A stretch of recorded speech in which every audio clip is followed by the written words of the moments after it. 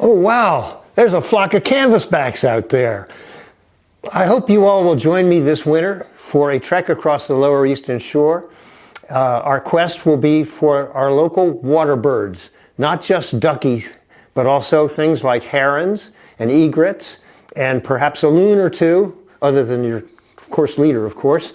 And we'll be bracketing this course with two classrooms, one to introduce the kinds of water birds we'll be seeing, and the second at the end to wrap up what we have seen and perhaps go over a bit on waterfowl conservation. In between, we'll have field trips.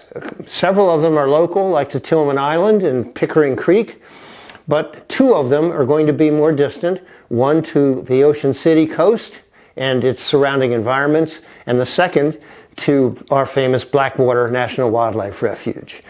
Hopefully, by the end of the course, you will at least be familiar with the names, if not the identification, of a large number of birds.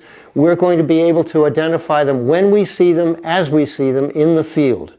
So I won't be lecturing about species identification in our classrooms. That's going to be more comprehensive about the kinds of things we expect to see. So join me. We'll have a wonderful winter time together, and bundle up and, oh wow, waterfowl.